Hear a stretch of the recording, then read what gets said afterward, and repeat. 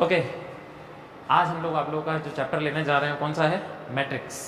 ठीक है, तो मैट्रिक्स में सबसे पहली चीज तो ये समझो कि मैट्रिक्स का रिप्रेजेंटेशन का तरीका क्या होता है। ठीक है, तो मैट्रिक्स को सबसे पहले तो कैपिटल लेटर से लिखेंगे हम लोग, जैसे ए हो गया, कोई बी मैट्रिक्स हो सकता है, कोई सी मैट्रिक्स हो सकता है, यानी अल्फाबेट्स ए से लेकर के जेड तक। देखो छोटी छोटी बातें, ध्यान देना, इन छोटी बातों को अगर ध्यान रखोगे तो बड़े बड़े सवाल गलत नहीं होंगे। उनकी जड़ जो होती है ना, वो छोटी छोटी प्रॉब्लम्स होती है, तो वो अपन ध्यान नहीं देते हैं तो कंफ्यूजन बन जाता है। ठीक है, तो सबसे पहली बात तो किसी भी मैट्रिक्स को रिप्रेजेंट करने के लिए अल्फाबेट्स यूज किए जाते हैं, जो ए से लेकर के जेड तक के हो सकते हैं। ठीक है, उसके बाद किसी भी मैट्रिक्स को अगर शो करना है तो वो कभी ऐसे भी कर सकता है, कोई प्रॉब्लम वाली बात नहीं है, इन ब्रैकेट से। वो ऐसे भी शो कर सकता है, कोई मैट्रिक्स है ए, बड़े जो ब्रैकेट्स बोलते हैं हम लोग इनसे, वो ऐसे भी कर सकता है। कोई बी मैट्रिक्स है,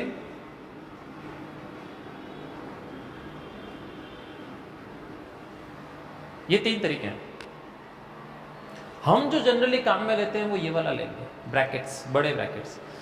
हाँ, इसमें और इसमें फर्क दिखता नहीं है पर होता बहुत बड़ा, ये चीज अलग है, ये टॉपिक ही अलग है पूरा, वो हम आगे जाके पढ़ेंगे। बट फिलहाल के लिए यही चीज है मैट्रिक्स। ये शेप्स, इनमें से कोई शेप दे रखा है तो मैट्रिक्स, ये क्लियर है। उसके बाद बारी आती है, इसके अंदर होते हैं कुछ एलिमेंट्स, एलिमेंट्स बोल सकता है, कंपोनेंट्स बोल सकता है, मेंबर्स बोल सकता है। लैंग्वेज पे जब क्वेश्चन जाता है तब प्रॉब्लम क्रिएट करता है, तो आपको पता होना चाहिए सारी चीजें एक ही है, एलिमेंट्स, मेंबर्स, कंपोनेंट्स, तीनों चीजें एक ही। इसके अंदर शो किया जाता है, तो हम कोई एक बना के देखते हैं मैट्रिक्स, बेसिक लेवल की अगर कोई मैट्रिक्स ले हम लोग, तो हम ऐसा कह सकते हैं ए एक मैट्रिक्स है, 3 4 6 8 9 1 0 1 2, ऐसी कोई मैट्रिक्स है। अब जैसे ही मैं मैट्रिक्स ऐसी बनाई ना, तुम लोगों ने खुद से कुछ चीजें सोच ली होगी कि शायद मैट्रिक्स इस चीज को कहते हैं, जो गलत है। जिसमें से सबसे पहली गड़बड़ क्या होती है? पहली बात तो मैं आपको ये बता दूं, ये जो लिखे हुए हैं ये कहलाते हैं मेंबर्स, एलिमेंट्स, कंपोनेंट्स। इनको कॉमा लगा लगा के नहीं लिखा जाता, थोड़ा गैप देके सेपरेटली लिखा जाता है। तो ये एक एलिमेंट है, ये दूसरा है, ये तीसरा है, ये चौथा है, ये पांचवा है, ये छठा है, ये सातवां है, ये आठवां है, ये नौवां है, यानी इसके अंदर 9 एलिमेंट्स हैं टोटल, इसके 9 कंपोनेंट्स हैं टोटल। अब बच्चा जो एज्यूम करके चलता है मैथमेटिक्स के अकॉर्डिंग, वो ये सोच के चलता है कि इसके अंदर हमेशा ही न्यूमेरिकल टर्म्स आएगी, जबकि ऐसा नहीं है। इसके अंदर कुछ भी आ सकता, कुछ भी से मेरा मतलब कुछ भी, यानी कोई नाम भी आ सकता है। मैं चाहता तो यहाँ राम, श्याम, मोहन कुछ भी लिख सकता था, क्योंकि उसका एक मेंबर होता। समझ गए? यहां पर अल्फाबेट्स आ सकते हैं, A B C D, small, capital. समझ गए? यहां पर सिंबल्स भी आ सकते हैं, तो यहां पर कुछ भी शो किया जा सकता है अंदर की तरफ, वो एज अ एलिमेंट काउंट होगा। इस बात का ध्यान रखना आपको, क्या काउंट होगा उसका? एलिमेंट काउंट होगा कि कितने एलिमेंट्स हैं। तो बच्चा हमेशा ये सोच के चलता है कि इसके अंदर हमेशा ही एक न्यूमेरिकल टर्म आती है, जो कि नहीं है। अच्छा, क्योंकि हम मैथ्स पढ़ रहे हैं इसलिए हम लोग इसके अंदर फिलहाल जो भी लिखेंगे वो मैथमेटिकल टर्म्स ही यूज करेंगे।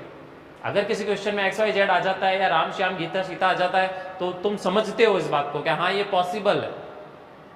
तुम्हारे लेवल पर तो ये चीजें नहीं आएगी 12th तक तो, पर 12th के ऊपर, यानी तुम अगर IIT का एग्जाम दे रहे हो या कोई दूसरे कंपटीशन फाइट कर रहे हो, तो उसके अंदर आ सकता है।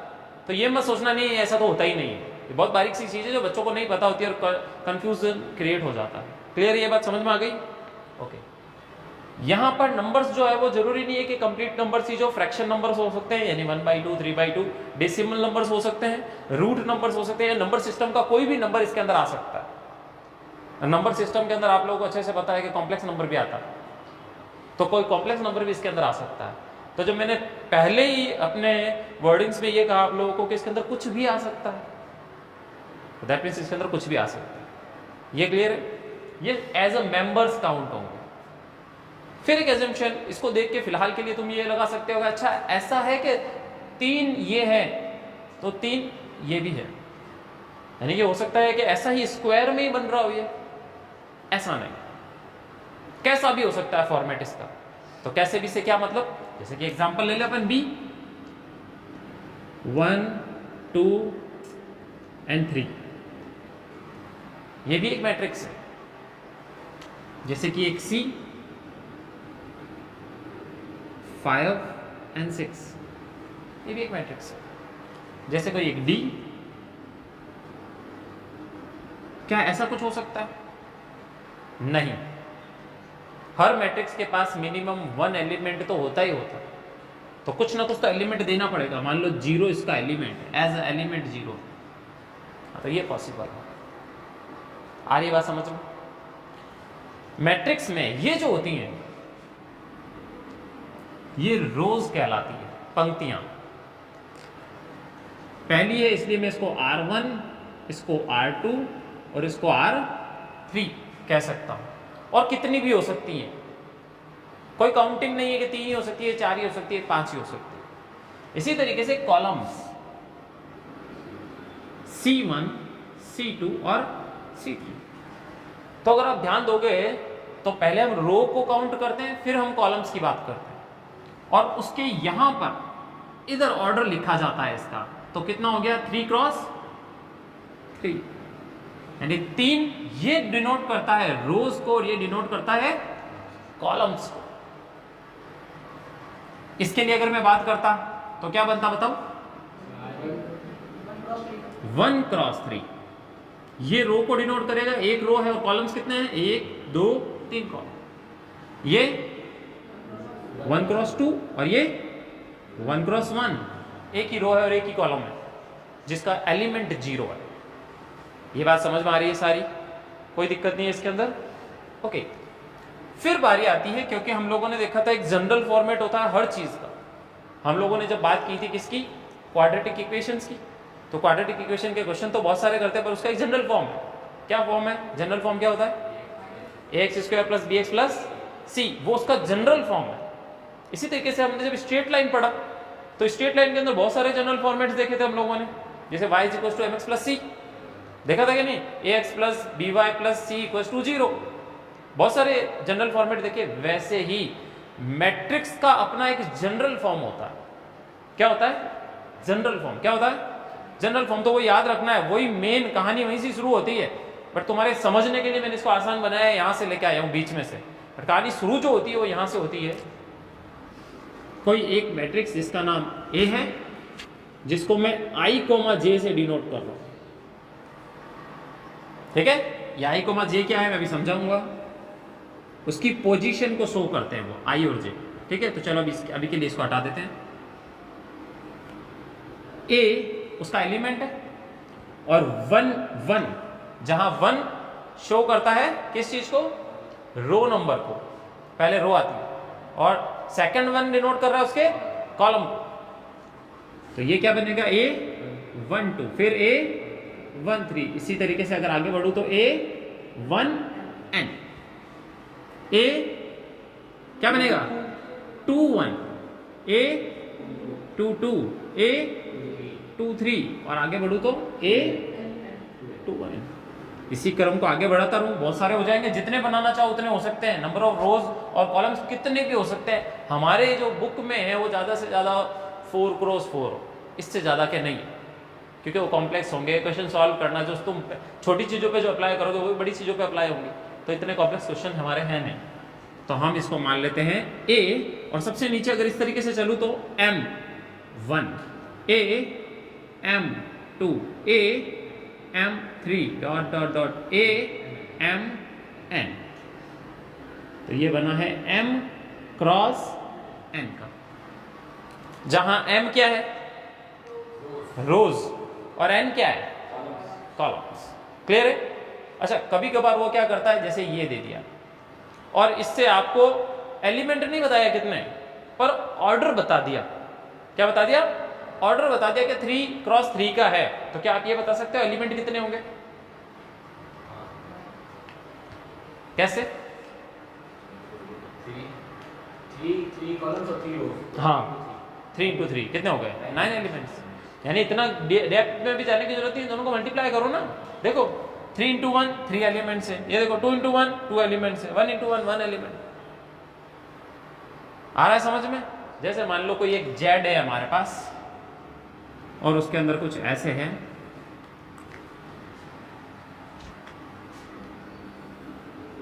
वन 2 0 3 0 5 1 0। तो पहले ये बताओ कि इसका ऑर्डर क्या बनेगा? 4 क्रॉस 2। तो 4 into 2 कितना होता है? तो नंबर ऑफ एलिमेंट कितने देखो, तो नंबर ऑफ एलिमेंट आसानी से ऐसे बताया जा सकता। ओके वापस आ जाते हैं, ये क्या है इसका जनरल फॉर्म। क्या है इसका जनरल फॉर्म? तो अब जनरल फॉर्म पे थोड़ा सा ध्यान दो। हर एक, मैं सिर्फ अगर ये बताऊं आपको A23 तो आप बता सकते हो कि उसकी पोजीशन क्या है। क्या है?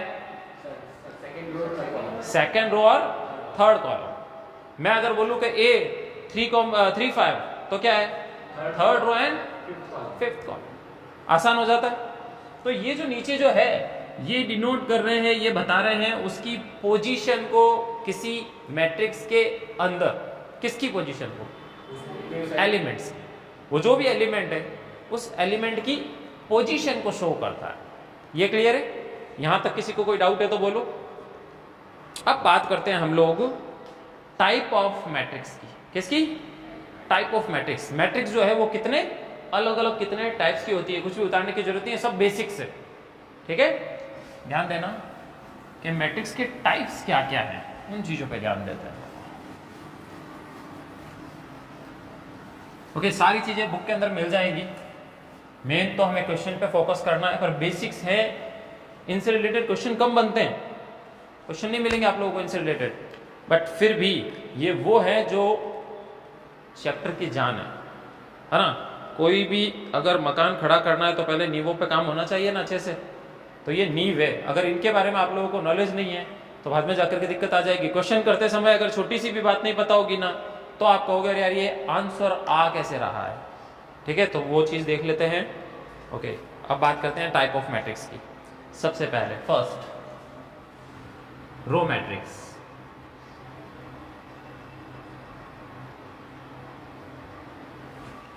नाम से वैसे पता चल जाता है, मैं एग्जांपल देता हूं डायरेक्ट। रो मैट्रिक्स ऐसी मैट्रिक्स होती है जिसके अंदर नंबर ऑफ रोज जो हो वो सिर्फ एक रो हो। कितनी रो? एक ही रो, नीचे एक कॉलम, कितने भी हो सकते हैं, तो वो क्या कहलाएगी? Row matrix. एग्जांपल के तौर पे जैसे फर्स्ट ले लो, कोई ए एक मैट्रिक्स है जिसके अंदर 1 2 3, तो ये 1 क्रॉस 3 रो तो एक ही रहेगी उसके अंदर। जैसे बी एक मैट्रिक्स है और उसके अंदर मान लो 5 और थीटा दे रखा है, तो 1 क्रॉस 2। जैसे सी एक मैट्रिक्स है, क्या ये मैट्रिक्स हो पाना पॉसिबल भी है कि नहीं? है पहला जवाब तो ये दो। पॉसिबल है कि सारे एलिमेंट क्या सेम हो सकते हैं क्या? सोचो, थोड़ा दिमाग लगाओ, क्या सारे एलिमेंट सेम हो सकते हैं? कुणाल, नहीं हो सकते। हो सकते हैं। मैंने ऐसा कुछ बोला क्या नहीं हो सकते? ऐसा कुछ भी पढ़ा है मैंने अभी तक? मैंने अभी हम मैट्रिक्स पढ़ रहे हैं, हम लोग मैट्रिक्स पढ़ रहे हैं, अभी हम सेट्स पढ़ ही नहीं रहे, और मैट्रिक्स पढ़ाने की थ्योरी तो मैंने अभी स्टार्ट की है। और जो मैंने अब तक बताया है उसके अंदर मैंने ऐसी कोई बात नहीं बोली है। मैंने तो ये बोला कि अंदर जो होते हैं वो एलिमेंट होते हैं, और मैंने ये कहा कुछ भी हो सकते हैं। मैंने ये कभी नहीं कहा कि सेम नहीं हो सकते, कि सेम हो सकते हैं, मैंने ये भी नहीं कहा। समझे? पर एलिमेंट हो सकते हैं तो कुछ भी पॉसिबल है, तो 0 0 0 हो सकता है, कोई दिक्कत नहीं है। 1 क्रॉस 3 एक डी है, 0 1 0 1 0 1 0 1, क्या ये पॉसिबल है? पॉसिबल है। तो कितने बन गया भाई? 1 क्रॉस 1 2 3 4 5 6 7 8। एक ई ले लेते हैं और जो कि 0 1 0 1 0 1 0 1 ये है, ये 1 क्रॉस 1 है। जब उनके बीच में गैप्स रहते हैं तो वो एलिमेंट्स को डिनोट कर रहा होता है। तो गैप नहीं है तो एक सिंगल एलिमेंट। क्लियर है? इसी तरीके से सेकंड नंबर पर है आपके कॉलम मैट्रिक्स। वैसे आपको अब तो पता चल जाना चाहिए, मैथ्स के स्टूडेंट तो दिमाग ही लग जाता है। एक ही कॉलम हो तो वो क्या कहलाएगा? Column matrix. एग्जांपल ले लेते हैं।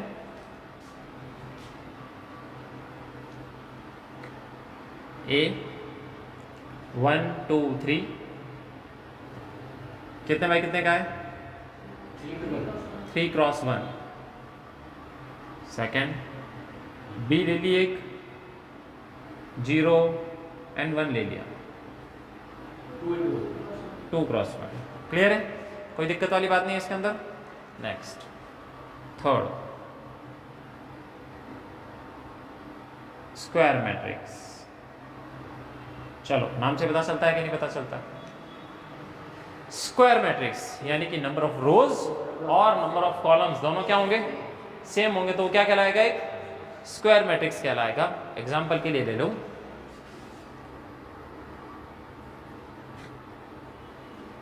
एक ए ले लिया जो कि 1 2 0 1 कितने बाई कितने का है? 2 क्रॉस 2 का है। एक बी ले लिया जो कि 1 0 1 0 1 0 3 5 एंड 6 3 क्रॉस 3। ऐसे ही 4 क्रॉस 4 का हो सकता है, 5 क्रॉस 5 का हो सकता है, 6 क्रॉस 6 का हो सकता है। तो मतलब नंबर ऑफ रोज और नंबर ऑफ कॉलम्स क्या रहे उसके अंदर? सेम रहने चाहिए। तो वो क्या कहलाएगा? एक स्क्वायर मैट्रिक्स कहलाएगा। अगला फोर्थ जीरो मैट्रिक्स।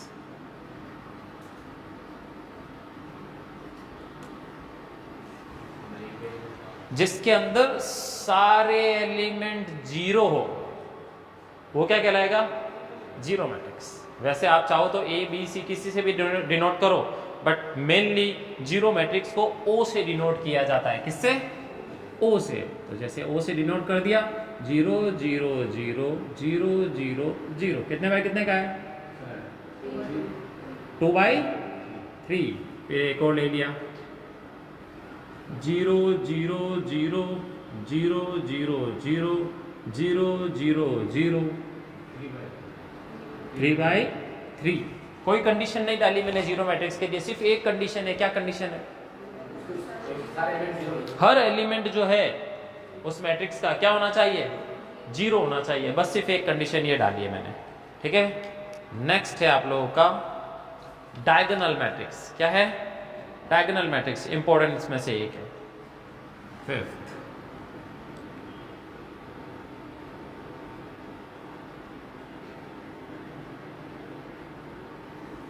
अच्छा, डायगोनल कितने होते हैं? किसी भी स्क्वायर में या किसी भी रेक्टेंगल में कितने डायगोनल्स होते हैं? 2 होते हैं। कितने होते हैं? 2। हम लीडिंग डायगोनल की बात करके चलेंगे। लीडिंग डायगोनल क्या होता है समझा रहा हूं, उसके लिए ध्यान देना। ठीक है। सबसे पहली कंडीशन क्या है डायगोनल मैट्रिक्स की? डायगोनल मैट्रिक्स एक स्क्वायर मैट्रिक्स होना चाहिए। क्या होना चाहिए?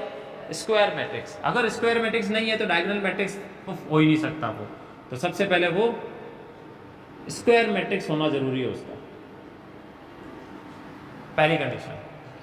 कंडीशन नंबर सेकंड, जो भी एलिमेंट होंगे rest of diagonal leading diagonal zero होंगे, यानी कि ऑल एलिमेंट्स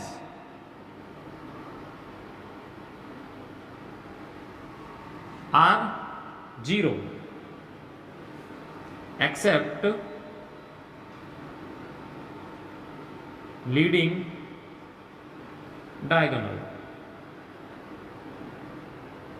यानी जो लीडिंग डायगोनल है उसको छोड़ करके बाकी सारे एलिमेंट क्या होंगे? फॉर एग्जाम्पल जैसे ए ले लिया, किसी के भी दिमाग में कुछ भी क्वेश्चन आए तो पूछना। ठीक है। जैसे ए ले लिया, स्क्वायर मैट्रिक्स बनाना है तो मैंने 2 क्रॉस 2 का बना रहा हूं, तो 1 0 0 एंड 2 ले लिया। ये 2 बाई 2 का। क्या दोनों कंडीशन फुलफिल हो रही है कि नहीं? क्या स्क्वायर मैट्रिक्स है कि नहीं? है। और क्या इसके लीडिंग डायगोनल, अभी 2 डायगोनल बनते हैं, एक ये और एक ये। लीडिंग ये वाला होता है, जो लीड कर रहा होता है। तो लीडिंग डायगोनल ये हम हमेशा इसी को ही लेके चलेंगे। तो लीडिंग डायगोनल के जो एलिमेंट्स हैं उन पे ध्यान दो, नॉन जीरो है, बाकी जितने भी वो सारे क्या है, जीरो है। ऐसे ही मैं एक 3x3 का बनाता हूं। बी क्या लो बताओ, ए ले लिया, फिर जीरो, फिर जीरो, फिर यहां पर जीरो, फिर यहां 5 ले लिया मान लो, फिर जीरो, फिर जीरो, फिर यहां पर जीरो, फिर यहां पर कुछ x ले लिया मान लो, 3 क्रॉस।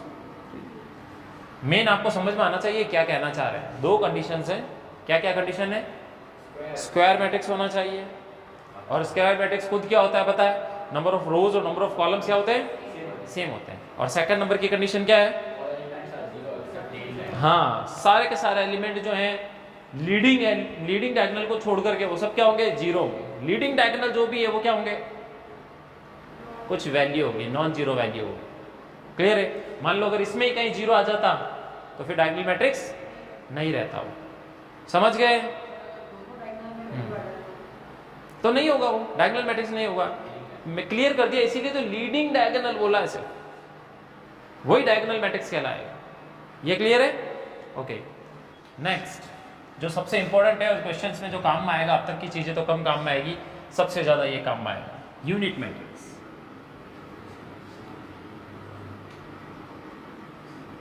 कभी कभार इसको आइडेंटिकल मैट्रिक्स भी बोलते हैं ना, आइडेंटिटी मैट्रिक्स। यूनिट मैट्रिक्स क्या होता है ध्यान दें। Condition number first, square matrix होना जरूरी है। Condition number second, leading diagonal को छोड़ करके सेम चीज, all elements are zero except leading diagonal.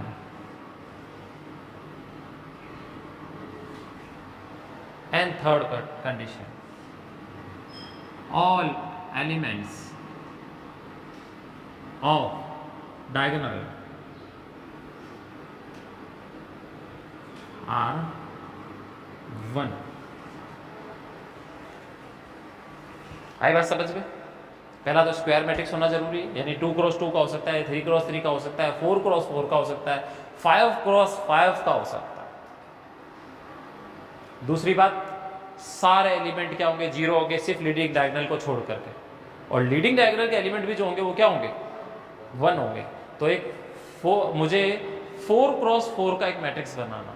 अच्छा, जैसे इसको जीरो मैट्रिक्स को जनरली ओ से डिनोट करते हैं, वैसे इस मैट्रिक्स को आई से डिनोट किया जाता है। कई बार क्वेश्चन में वो बोलेगा नहीं कि जीरो मैट्रिक्स है, वो ओ लिख देगा। सेंस, कॉमन सेंस होना चाहिए, यानी कि वो किसकी बात कर रहा है, जीरो मैट्रिक्स की। कई बार क्वेश्चन में वो आई लिख देगा सिर्फ ऐसे, तो आपको समझना है कि आइडेंटिकल मैट्रिक्स है। उसने I2 लिख दिया, इसका मतलब क्या होगा, I2 लिख दिया। कॉमन सेंस लगाओ, थोड़ा दिमाग लगाओ, यानी वो 2x2 का है। अगर उसने I3 लिख दिया कहीं पे, इसका मतलब वो 3x3 का है। इतना तो दिमाग लगाओ थोड़ा सा। तो एक मुझे I4 बनाना है, मान लो आइडेंटिकल मैट्रिक्स बनाना है 4x4 का।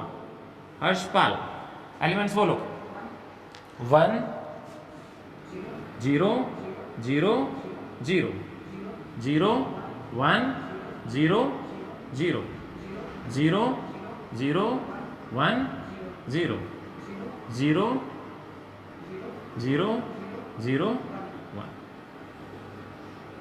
4x4 का। हर जगह नीचे ही लिखना जरूरी नहीं है कि 4x4 है, 3x3 है। ये अभी क्योंकि तुम नए नए हो, इसलिए अपन सारी चीज़ें बार बार लिख रहे ताकि तुम्हें याद हो जाए कि ये रोज को डिनोट करता है, ये कॉलम्स को डिनोट करता है। तो ये क्या बन गया आप लोगों का, आइडेंटिकल मैट्रिक्स या यूनिट मैट्रिक्स, जो सबसे ज्यादा काम में आएगा। क्लियर है। इसके बाद बारी आती है स्केलर मैट्रिक्स। किसकी, scalar matrix. 7th,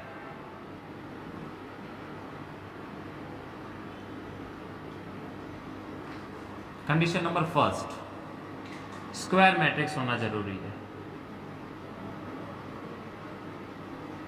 condition number second, except leading diagonal all elements 0, यानी लीडिंग डायगोनल को छोड़ दो, उसके अलावा बाकी सब क्या होने चाहिए?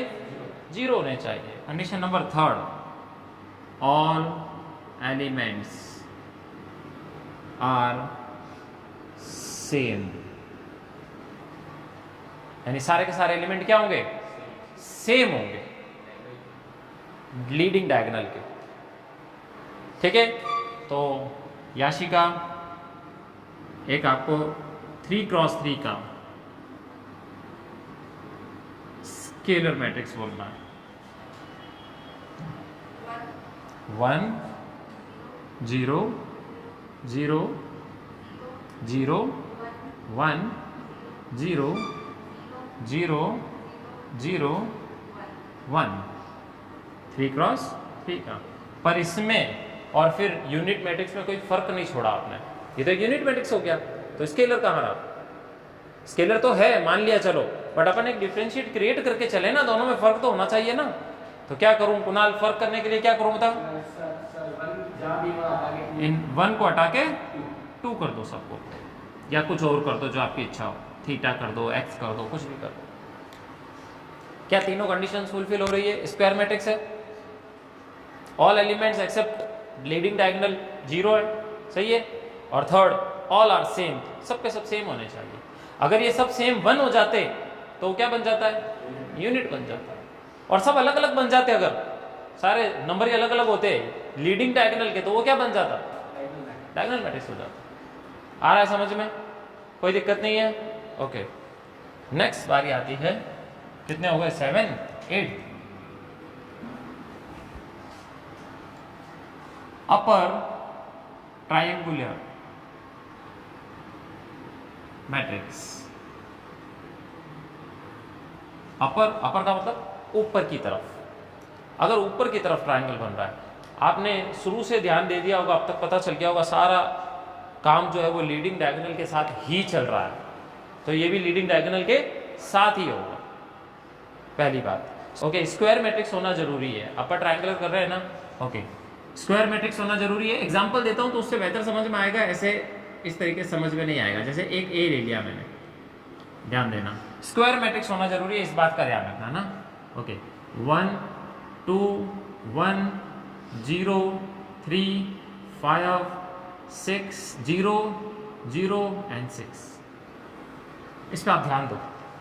अगर आप ध्यान दोगे तो आपको पता चलेगा लीडिंग डायगोनल के एलिमेंट्स ऊपर वाले के साथ में एक ट्रायंगल बना रहा है, दिख रहा है? इसलिए इसका नाम क्या है रखा गया है? Upper triangular matrix. एक और एग्जांपल ले लेते हैं, जैसे मान लो मैं 2x2 का ले लूं, 1 1 3 0 एंड 6। ध्यान दो, ठीक है। जैसे नेक्स्ट ले लेते हैं 9 लोअर ट्रायंगुलर मैट्रिक्स। नाम से वैसे तुम समझ गए होंगे कि क्या है। नीचे की तरफ इस बार क्या बनेगा? पर लीडिंग डायगोनल के साथ, ये याद रखना हमेशा। एग्जांपल ले लेते हैं 3 0 4 4 6 0 7 -2 एंड 3। 3x3 का है, स्क्वायर तो होना जरूरी है। ये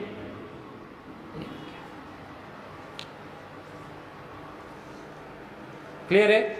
कोई डाउट है किसी को तो बोलो। ये 9 टाइप के हमारे मैट्रिक्स हैं। वैसे जनरली इसमें क्वेश्चन कम आएंगे, क्वेश्चन से कोई ज़्यादा क्वेश्चन इन पे कोई बेस्ड नहीं होंगे। क्वेश्चन जो होगा वो पूरा अलग ही होगा। कुछ एक है जिसमें से यूनिट मैट्रिक्स सबसे ज़्यादा काम का है, बाकी सब ठीक है, ठीक ठाक से काम आएंगे, बट आपको थ्योरी पता होनी चाहिए। इस पर अगर क्वेश्चन बनता है ना तो ट्रिकी बाद में जाके बनता है। 12th लेवल में तो नॉर्मल से क्वेश्चन है, हाँ, बाद में जाकर के क्वेश्चन अच्छे बनेंगे। तो ये बेस है पूरा। ये आपको अगर अच्छे से नॉलेज होगा तो आपको चीज़ें क्लियर होगी। समझ गए? कोई दिक्कत किसी को? ठीक है, तो राइट डाउन।